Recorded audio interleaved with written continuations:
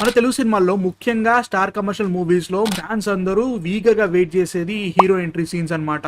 అన్ని సినిమాల ఎందు మన తెలుగు సినిమా హీరో ఎంట్రీ సీన్లు వేరే అని చెప్పొచ్చు అనమాట. వాటిల్లో నాకు విపరీతంగా నచ్చినాయి అండ్ ఆల్సో థియేటర్స్ లో నేను విజిల్స్ వేసే రేంజ్ లో ఉన్న ఎంట్రీ సీన్ల గురించి వాళ్ళు మాట్లాడేస్తున్నారండి. ఇంట్లో ఉన్న ఫస్ట్ మూవీ అత్తారింటికి దారేది. గబ్బర్ సింగ్ తర్వాత పవన్ కళ్యాణ్ గారికి ఆ రేంజ్ ఇంట్రో పడుతుంది నేను జనరల్ గా అనుకోలేదు. అండ్ ఆల్సో అత్తారింటికి దారేది కూడా ఏదో చిన్న క్లాస్ మూవీ కదా, పెద్దగా ఉండదు అనుకున్నా. బట్ ఈ సినిమాలో ఉండే ఇంట్రడక్షన్ సీన్ మాత్రం వేరే లెవెల్. నాకైతే మాత్రం 2013 లో థియేటర్ చూస్తుంటే ఈ ఎంట్రీ హాలీవుడ్ రేంజ్ లో అనిపించింది. ఆ కలర్, ఆ లైటింగ్, ఆ సినిమాటోగ్రఫీ, ఆ fight sequences and also Pawan Kalyan గారికి ఇచ్చే ఎలివేషన్స్ మామూలుగా ఉండదు. ఆయన ఎంత స్పీడ్ గా ఫైట్ చేస్తున్నాడు అంటే అక్కడ ఉన్న వాళ్ళకి అర్థం కాకుండా వాళ్ళు రీవైండ్ చేసుకొని చూస్తే తప్ప వాళ్ళకి అర్థం కాలే అన్నట్టు అంత బాగా ఉంటుంది ఫైట్ సీక్వెన్స్. నేనైతే అత్తారింటి దారేది లాంటి సినిమాలో ఇలాంటి ఇంట్రో ఉంటుందని సచిన ఎక్స్పెక్ట్ చేయాలన్నమాట. థియేటర్ లో very well surprise. Next goes to Bengal tiger. ఈ సినిమా కోసం థియేటర్కి వెళ్ళినప్పుడు నేను ఒక్కనే ఖాళీగా కూర్చున్నాను అనమాట. చాలా ఖాళీ థియేటర్ ఉండే. సినిమా స్టార్ట్ అయిన తర్వాత ఒక చేతిలో గన్ను పట్టుకుని పొలాల మధ్యలో కామ్గా కూర్చున్న రవితేజం చూసి ఏంటబ్బా ఇలా ఉంది అనుకున్నా. కాకపోతే ఎప్పుడైతే రవణ అలా పొలాల మధ్యలోకి నడుస్తూ ఉంటే అడుగు అడుగుకి బురదలో నుంచి మనుషులు అలా లేస్తూ ఉంటే అది వేరే లెవెల్ హై అయ్యా. నిజంగా అయితే మాత్రం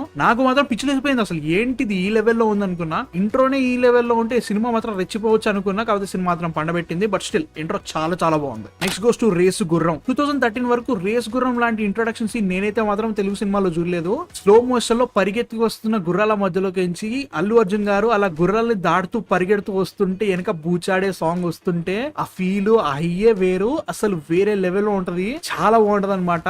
దేశముద్రు కూడా చాలా చాలా బాగుంటది. ఇలాంటి ఇంట్రొడక్షన్ సీన్లు చాలా పడ్డాయి నిజంగా అల్లు అర్జున్ గారికి. Next goes to legend. Legend లో ఉండే ఇంటర్వెల్ సీక్వెన్స్ బాలయ్య గారి కెరియర్ లో వన్ ఆఫ్ ద బెస్ట్ అని చెప్పొచ్చు. అప్పట్లో అసలు వేరే లెవెల్ లో ఉంటది. అప్పట్లో మా మామయ్య నాకంటే ముందే లెజెండ్ చూసేసి సినిమా మామూలుగా లేదు, ఇంటర్వెల్ లో బాలయ్య ఎంట్రీ వేరే లెవెల్ లో ఉంటది అనుకుంటే నేనేదో అనుకున్నా. అమ్మ బాబాయ్ పూనకాలు చెప్పించే ఇంట్రో అయ్యా. నిజంగా జనరల్ గానే సినిమాలు అంతా నచ్చవు బోయపాటి గారివి. ఈ సినిమాలో ఆ ఇంటర్వెల్ ఇంట్రో మాత్రం అద్భుతంగా ఉంటది. పెద్ద బాలయ్య అలా వస్తుంటే తర్వాత ఫైట్ సీక్వెన్స్, ముఖ్యంగా కబాబ్ చేసే ఒక సీన్ ఉంటది. అంటే శూలం విసురుతో ఒకటేసారి అందరు పచ్చపచ్చగా కూర్చుంటారు అనమాట. దాన్ని చూసిన తర్వాత నాకు పిచ్చిలేసిపోయింది. ఆ స్క్రీన్ లో ఆయన ఒక అడుగు వేస్తే టోటల్ వేవ్ క్రియేట్ అవుతుంది. అది కూడా వేరే లెవెల్ లో అనిపించింది అనమాట. తర్వాత వచ్చే డైలాగ్ డెలివరీ గురించి మనకు అందరికీ తెలిసిందే. One of the best intro sequences. Next goes to Pokiri. 2006 లో థియేటర్ లో చూస్తుంటే నాకు పిచ్చిలేసిపోయింది. ఇంద్రానగర్ లో పరిగెత్తి కొడతాడన్నప్పుడు జనరల్ గా మనం ఎక్స్పెక్ట్ చేసేది ఏంటంటే హీరో వేరే లెవెల్ స్వాగ్ తో పరిగెత్తుకుంటూ విలన్స్ ని కొడుతున్నాడు అనుకుంటాం. కాకపోతే ఇక్కడ చూస్తే సీన్ రివర్స్ అవుతా ఉంటది. హీరో పరిగెడతా ఉంటాడు. ఆ మిరపకాయల మధ్యలో నుంచి హీరో రివీల్, తర్వాత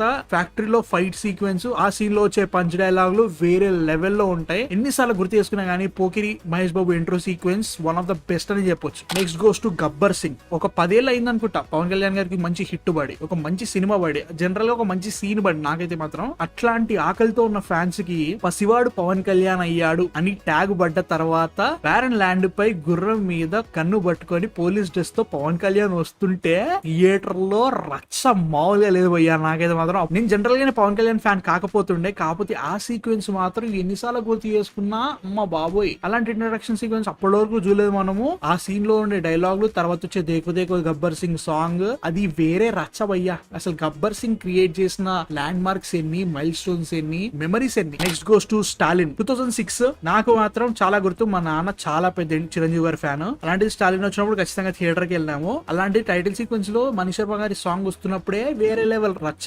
అలాంటిది ఇంట్రోలో ఫస్ట్ మనకి షూ చూపించి, తర్వాత విండ్షీల్డ్ పగిలినప్పుడు జస్ట్ కన్ను మాత్రమే చూపించి, తర్వాత ఫుల్ కట్అవుట్ చూపించిన తర్వాత వచ్చే పాట అమ్మ బాబాయ్. ఐ థింక్ చిరంజీవి గారి ఇంట్రో సీక్వెన్స్ లో స్టాలిన్ కి ముందు స్టాలిన్ కి తర్వాత అన్నట్టు క్రియేట్ చేసింది అనమాట ఆ ఇంట్రో సీక్వెన్స్. నాకైతే మాత్రం ఎన్నిసార్లు చూసినా కానీ చాలా బాగా అనిపిస్తుంది. మీ థాట్స్ కూడా అంతేనా? కింద కామెంట్స్ లో చెప్పండి నాకు. Next goes to RRR create చేసిన రికార్డ్స్ పక్క పెట్టినా గానీ థియేటర్ లో ఈ రెండు ఇంట్రొడక్షన్ సీక్వెన్సెస్ చూస్తుంటే ఒళ్ళు జలధరించిపోయింది, కడుపు నిండిపోయింది ఒక రకంగా చెప్పాలంటే. ఎందుకంటే రాజమౌళి గారు సందీప్ రెడ్డి వంగ గారితో ఇంటర్వ్యూ చెప్తున్నప్పుడు, రామ్ చరణ్ గారి ఇంట్రొడక్షన్ సీక్వెన్స్ గురించి చెప్తున్నప్పుడు ఏందబ్బా దీంట్లో నాకు అంతే అనిపించలేదు ట్రైలర్ లో చూసినప్పుడు, నిజంగానే అంత ఉందా అనుకున్నా. బట్ ఎప్పుడైతే ఆ ఇంట్రొడక్షన్ సీక్వెన్స్ స్టార్ట్ అయిందో కొన్ని వేల మంది మధ్యలో రామ్ చరణ్ గారు అక్కడ ఉన్న వాళ్ళందరినీ కొడుతూ జస్ట్ అతని టార్గెట్ ని మాత్రమే పట్టుకోవడానికి ట్రై చేస్తుంటే కొన్ని వందల మంది ఒకేసారి ఆయన మీద పడుతున్నప్పుడు అక్కడ ఉక్కిరి బిక్కిరి చేసేస్తాడనమాట రాజమౌళి గారు. ఆ సీన్ ఎన్నిసార్లు చూసినా గానీ నాకు మైండ్ పోతా ఉంటది. ఇంత రియలిస్టిక్ అనిపిస్తా ఉంటది. కొంతమంది మరీ ఓవర్ అయింది అనిపిస్తుంది కానీ నాకైతే మాత్రం నిజంగా ఫస్ట్ టైం థియేటర్ లో చూస్తుంటే మాత్రం వేరే లెవెల్ రియలిస్టిక్ అనిపించింది. నిజంగా ఇది మన తెలుగు సినిమానే అనిపించింది అనమాట. దీనికి ఎగ్జాక్ట్లీ కాంట్రాస్ట్ గా ఎన్టీఆర్ గారి ఇంట్రొడ్యూస్ సీక్వెన్స్ ఉంటది. కాపరి ఉన్నాడని చెప్పిన తర్వాత అసలు ఆ టోటల్ 180 డిగ్రీ రొటేషన్ షాట్ పడ్డ తర్వాత ఒంటి మీద రక్తం పోసుకుంటూ ఉన్న ఎన్టీఆర్ చూసి అమ్మ బాబు అనుకున్న తర్వాత పులితో ఫైట్ సీక్వెన్స్ ఉంటది. దీన్ని కొంచెం అటు ఇటు చేసినా గానీ మొత్తం తేడా కొట్టేస్తుంది అనుకునే లోపే దీంట్లో వేరే లెవెల్ డ్రామా చూపిస్తారు అనమాట. ఖాళీగా ఉన్న ప్రతిసారి జీ సినిమానో హాట్ స్టార్ నెట్ఫ్లిక్స్ ఓపెన్ చేసుకుని ఈ రెండు ఇంట్రొడక్షన్ సీక్వెన్స్ చూస్తే సరిపోతే అనిపిస్తుంది నాకైతే మాత్రం. Next goes to Chirutha. I will be very honest, Chirutha release అయినప్పుడు అసలు థియేటర్ లో చూసేంత వరకు నేను రామ్ చరణ్ గారి ఫేస్ కూడా చూడలేదన్నమాట. మా నాన్న చిరంజీవి గారికి చాలా పెద్ద ఫ్యాన్ అనమాట. సో రామ్ చరణ్ గారి ఫస్ట్ మూవీ అన్నప్పుడే ఖచ్చితంగా వెళ్ళాలని ఫిక్స్ అయిపోయాం. ఆ సీన్ చూసినప్పుడు చాలా ఏళ్ల తర్వాత గుర్తుకొచ్చింది ఏంటంటే ఇలాంటి ఇంట్రొడక్షన్ సీక్వెన్స్ ఏ డెబ్యూ యాక్టర్ కి పడనే లేదు అసలు. తెలుగు సినిమా కాదు ఇక్కడ వాళ్ళేది అనుకుంటా. అక్కడ పురి జగన్నాథ్ గారి డైలాగ్స్ కూడా ఎంత బాగుంటాయో. వేణుమాధవ్ గారు చీకటి పడేలోపు ఫస్ట్ షో పడిపోవాలి, టాక్ అదిరిపోవాలి అనే దగ్గర నుంచి స్టార్ట్ అయ్యి ఆ జైల్లోకి వెళ్ళి ఒక్కొక్కరిని కొడుతుంటే వాడు సడన్ గా ఒకడు ముసుగు లాగేస్తుంటే గిర్రని తిరిగి టోటల్ స్లో మోషన్ లా మరి శర్మ గారి మ్యూజిక్ పడుతుంటే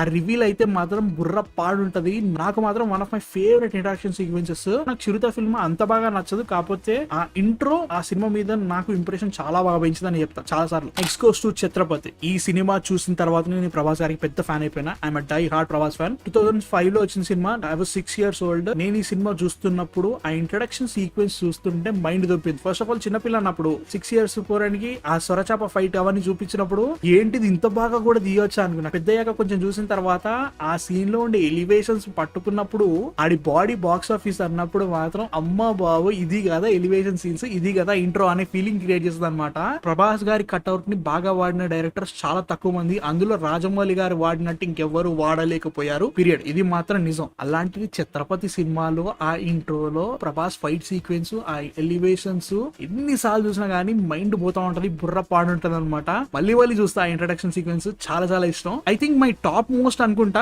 ఊసరవెల్లి. ఫస్ట్ ఆఫ్ ఆల్ నాకు చిన్న స్టోరీ ఏంటంటే ఈ సినిమా పోయింది అని ఫిక్స్ అయిపోయి నేను లైట్ తీసుకున్నా. మా మామేమో ఏం కాదురా పోదాంపా అని సెకండ్ షోకి తీసుకెళ్ళిండి అనమాట. సినిమా నిద్రపోతాను ఫిక్స్ అయ్యి లైట్ తీసుకున్నా. ఇంట్రొడక్షన్ సీన్ అప్పుడు పడ్డది భయ్యా. ప్రభాస్ సీన్ మురళీ శర్మ గారికి ఎలివేషన్స్ ఇస్తూ చెప్తుంటే నెపోలియన్ హార్ట్ అనుకుంటూ నరాలు, హై టెన్షన్ వైర్లు, వాని గుండె, వాని కళ్ళు అవన్నీ చెప్తుంటే అక్కడ యానిమేషన్ లో టోటల్ ఆ బాడీ అంతా క్రియేట్ అవుతూ లాస్ట్ కి టాటూ దగ్గరకు వచ్చిన తర్వాత దట్టు డిఎస్పీ గారి మ్యూజిక్ వింటూ ఉంటే అమ్మ బాబో ఇంత మంచి సినిమాని ఎట్లరా ఫ్లాప్ చేసిరు అనే ఫీలింగ్ వచ్చింది. తర్వాత సినిమా చూసినా వేరే విషయం, బట్ స్టిల్ అమ్మ బాబే ఆ introduction sequence I think that is the best introduction sequence ever. అదే రేంజ్ లో సినిమా ఉంటే ఇంకా బాగుండదు అన్న ఫీలింగ్ అనమాట. బట్ ఎన్ని రోజులైనా ఎన్టీఆర్ సినిమాలో గుర్తుండిపోయే ఇంట్రొడక్షన్ సీక్వెన్స్ అంటే నేను ఊసర వెళ్ళని చెప్తా. సో జనరల్ గానే మన తెలుగు సినిమాలో ఎంట్రీ సీన్ అనగానే ఎన్నో ఉన్నాయన్నమాట. అసలు ఈ లిస్ట్ వేసుకుంటూ పోతే 30 దాకా వచ్చాయన్నమాట. ఇది ఫస్ట్ లిస్ట్ అనుకుందాం, చాలా ఉన్నాయి, ఇంకా చాలా మాట్లాడతా, ఇంకా చాలా పార్ట్స్ చేస్తా. దీన్ని సక్సెస్ఫుల్ చేసేయండి. ఈ వీడియో నచ్చిందో లేదా నాకు కామెంట్స్ లో చెప్పండి, లైక్స్ కొట్టేసేయండి. మన టార్గెట్ అయితే మాత్రం 25,000 subscribers. Please help me achieve that. ఇంకా చాలా రాబోతున్నాయి ఇలాంటి videos. So I hope you like it and please subscribe కొట్టేసుకోండి. నెక్స్ట్ వీడియోలో మళ్ళీ కలుస్తా. అంతవరకు మ్యాన్ ఆఫ్ ఫిక్షన్